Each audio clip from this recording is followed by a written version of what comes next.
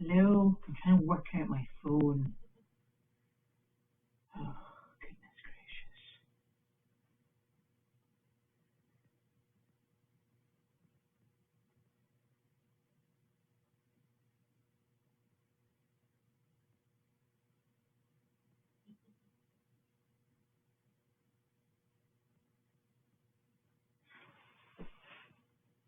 Are we talking about over here, for this direction? I'll tell you what that is. I need spring glasses. I need to get a cushion for my seat because it is, oh, so chilly. It's Friday, and thank you for joining me. And it is very cold, and I think it's more the draft that's making it chilly. It's the wind chill. It's not well, the temperatures are low, but it is definitely the wind chill. And it has been a busy, busy day again, and we've had lots of things going on. And yes, so over here, that's mouse poo. Carleen asked me to go and find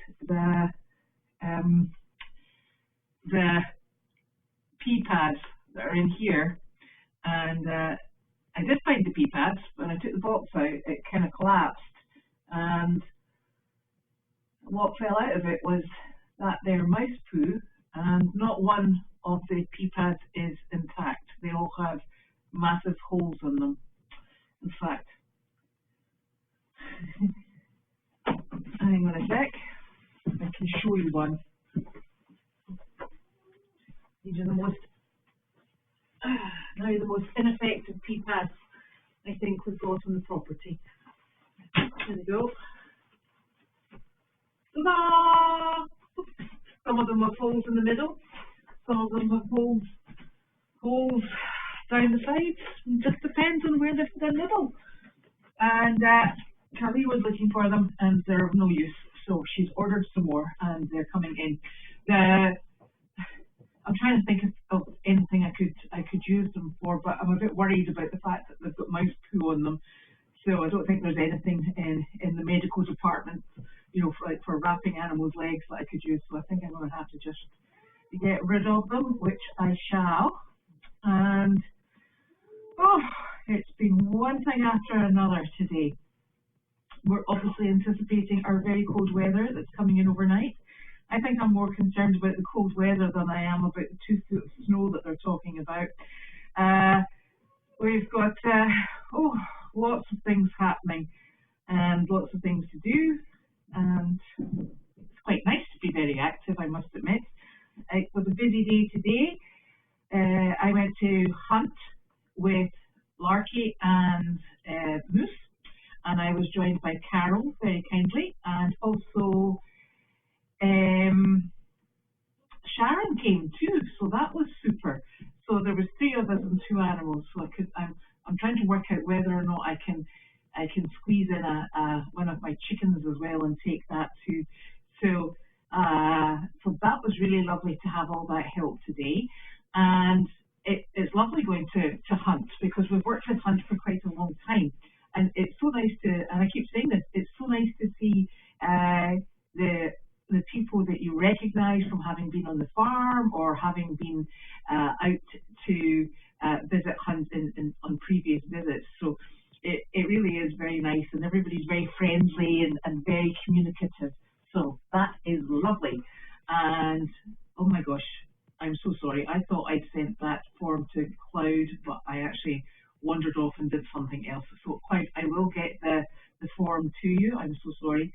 I was distracted and I got called away actually. I got called away because there was somebody in the driveway looking for me, and I'll tell you about that in a minute. So that was a really great visit. And then came home via the co-op, had to pick up more rabbit food because our rabbits eat a lot of food. And to pick that up and got the goat food as well, just to keep everybody ticking over and happy. And then I came back and Carleen had visitors and she had Amy and Jackie, which was lovely. They brought her pizza and lovely things to eat. And then they very kindly stayed in the house while Carleen sauntered off in one of her Ubers to go to Crosby's to pick up supplies to keep her going just in case we get snowed in. So that was great. And I actually have Amy's glove here, which I found in the driveway just now.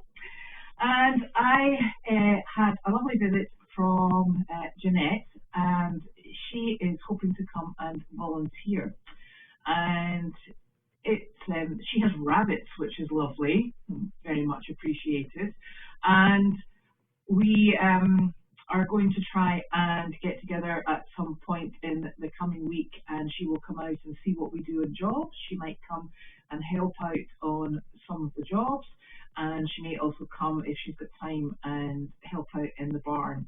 So that's very exciting and very much appreciated because it's nice to have lots of different people come. And she has actually been at Ironstone, and she also volunteers at Ironstone. And Ironstone, they have a couple of our horses actually. They do assisted riding, and it's a really wonderful setup that they have in Andover. So that was very, very lovely. And we're just going back and forward about how we're best going to, excuse me, I'm taking the straw out of, well, it's not straw actually, it's hay out of my pockets because when I put it in the washing machine it causes all sorts of trouble. So we've just been sitting here working out what we're going to do with the driveway. I mean, it's very difficult, you know, if you get 2 feet of snow, that's super fun and that's a lot to get rid of.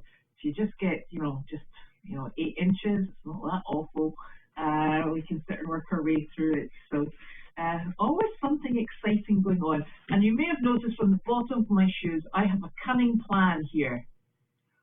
And I have one Yaks track on this one, and this boot has nothing on it. And that's actually quite deliberate, believe it or not, because I think this might be the way forward. I'm finding that I go from outside to inside, even in the barn aisle, and then if I go into the house, or if I go into the co-op, or I go into a facility, I have terrible problems getting these blinking Yaks tracks on and off. So I have decided that I will have one sticky foot and one slidey foot. It's a bit like curling. I've got my smooth shoe and my sticky shoe.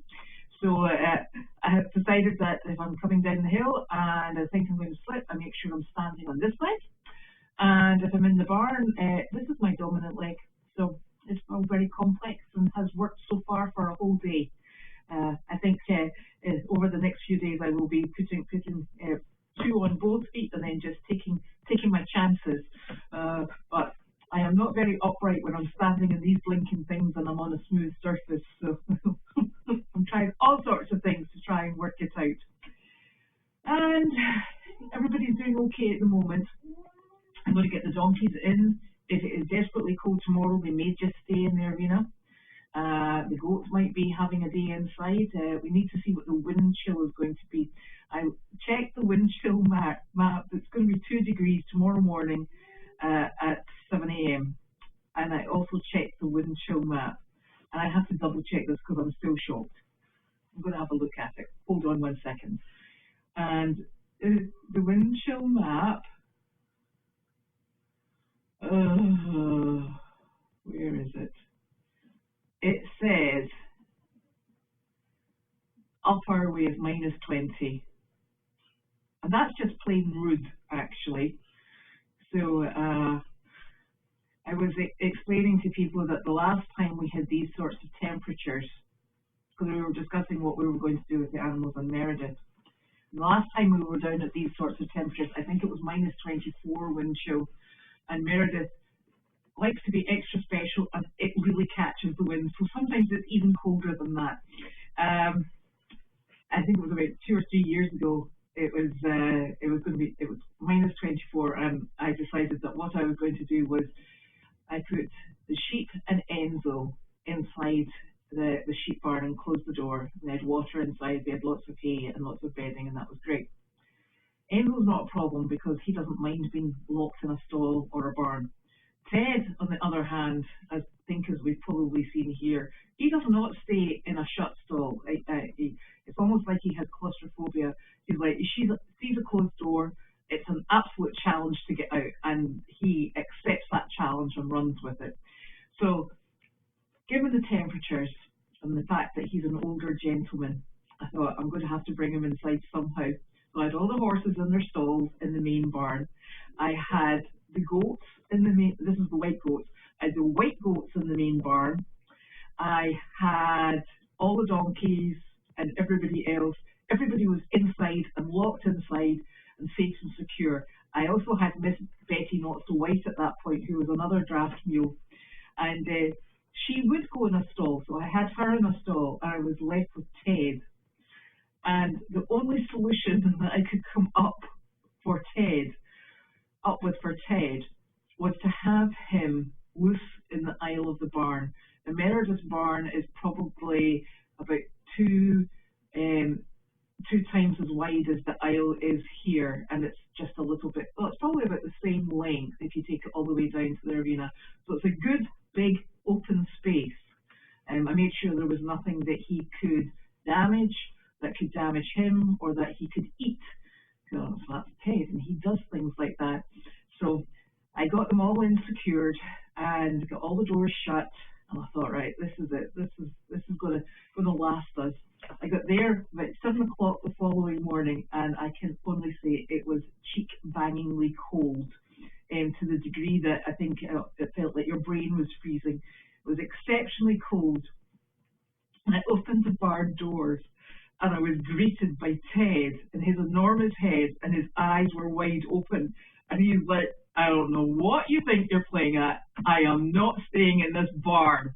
And he just pushed out, and he went all the way down to his paddock, and he stood outside waiting for me to open the gate so he could go back into his paddock. And I thought, well, that's him. He's decided he's off outside. So I took Betty Not So White with me, and the pair of them went back into the paddock. Now, there's a beautiful running shed full of hay and shavings. Ted, of course, decided that absolutely no way was he risking the running shed, and he stood in the middle of the paddock, in the middle of this, I think they were calling at that point a polar vortex, and he stood there with icicles hanging off his eyelashes, and his nostrils were frozen, and round his mouth had icicles, and he did not care, because he was making doubly sure that there was no way that I was going to be taking him back inside. And that is Ted, through and through.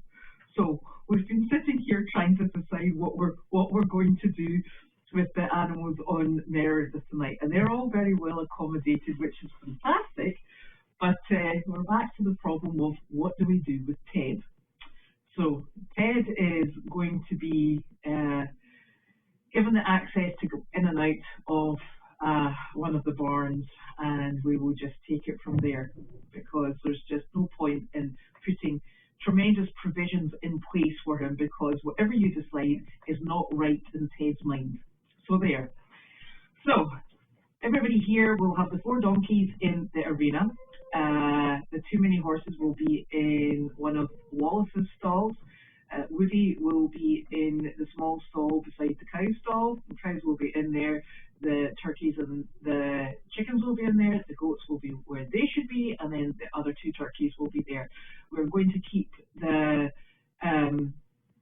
ducks in as long as we possibly can, and potentially for 24 hours just to see how we get on, because those ducks, they go absolutely everywhere. We'll have to keep them. I'm going to super load them with water, and at this end, and then tomorrow morning we do have the water tub with flowing water. I don't think anybody's going to go outside and use it, so we shall wait and see. And but I expect we'll get on okay. I have made a box. It's one of the chewy boxes that came through. I cut a door in it, and it is in with the rabbits, so they have access. And I've lined it with hay and straw, and they have access to go into this box. It's a nice. It fits both of them, not snugly, but enough so that that they've got protection from the temperatures outside. So I am hoping. I've had it in there for 2 days, and Madeline went and nibbled her way around the entrance, which was great, but I haven't seen either of them actually going inside. So I may have to show them exactly what I was intending it to be used for. So that's what we're going to move on with for the rabbits, and we'll just wait and see what we get. It's so exciting when you're waiting for weather fronts to come in. Not. Rightio, here we go.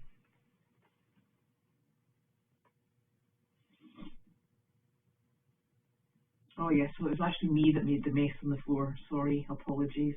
I will tidy it up. I might not do it today because my fingers are freezing.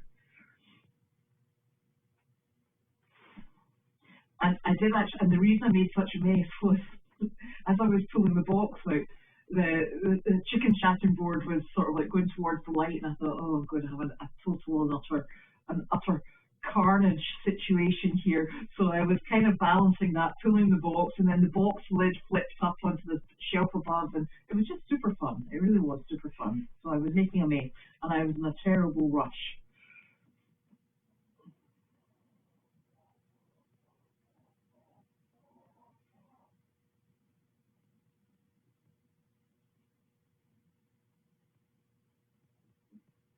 So that's who the guests were, Jeanette and her husband Brian. Yes, Cloud, I'm sorry. I actually was about to do that, and then Nick phoned me to say that Jeanette was here, and I rushed right off. Yeah. Ice storms, I think, are the things that really actually scare me, because they're the ones that cause problems with tree limbs, that and heavy soggy snow. And I hate ice. It's the worst stuff in the whole wide world. Yeah, we do have shredded pea pads, and they're not much use. Oh,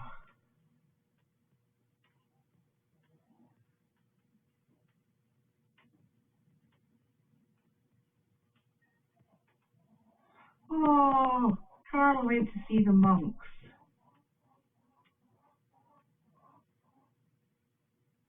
How lovely. Janine did a visit today, so she'll probably put her form in too. I know I'm getting a bit worried about Carlene and an Uber, but at least if an Uber drops her off somewhere, they can tell us where they dropped her.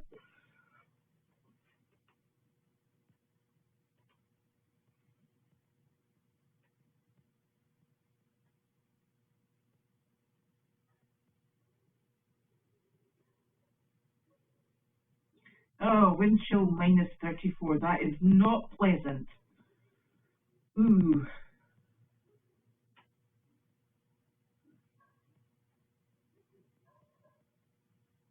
You know, I actually had a hat on the other day, and I think unfortunately I may have left it over in Carlene's house, so I'm going to have to go and rescue it. I also have a pair of gloves over there.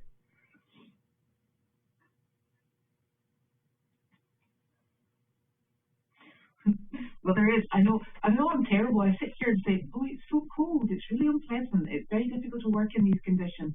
And then in the middle of summer, I'm like, ooh, it's so hot. It's absolutely terrible. And I always think to myself, in the deepest part of winter or the hottest part of summer, you know what? I should really appreciate this, because when it comes to winter, I'll be freezing cold, or when it comes to summer, I'll be roasting hot. I'm not quite feeling it at the moment, though.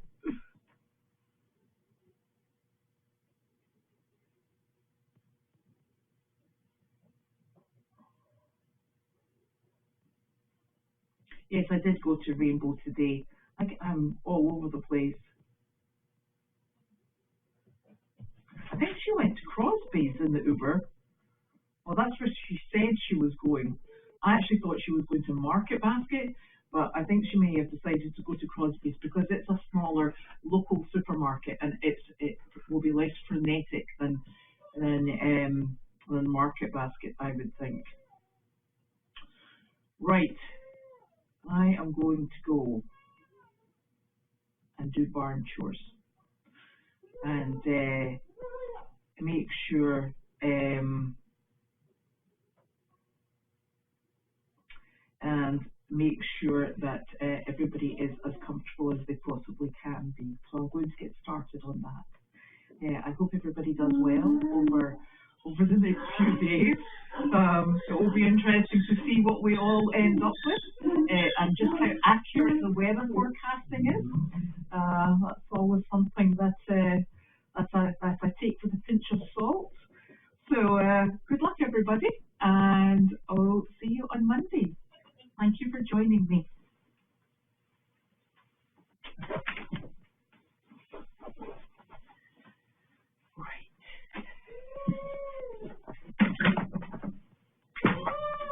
Hello, my little dog. How are you? Oh. Do you have a complaint? Do you? Do you have a complaint?